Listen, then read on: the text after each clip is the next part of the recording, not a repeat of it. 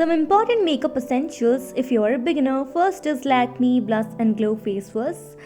It is very important. Then comes your aloe vera gel. Here I have taken Apollo Life Ka. You can take any other than micellar water, which is usually comes from Garnier. That's very good. And you can use this Lakme Ka compact powder if you are initially using these makeup products. Then you can have a moisturizer. You can go with any moisturizer according to your skin type. There is Pond's Ka. And next is a very beautiful makeup brush that would work like anything if you're doing makeup. Then you can go with mascara. Here I have used Maybelline ka or MAC ka, and then Fit Me Maybelline ka foundation. You can take any foundation according to your range, but it is very important if you're doing makeup. And then comes eyeliner ka. You can use any gel wala or liquid. Again, you can work for the contouring, that is very important. Then a lipstick, and at the last you also need an eyeliner. So this makes up your essential makeup kit.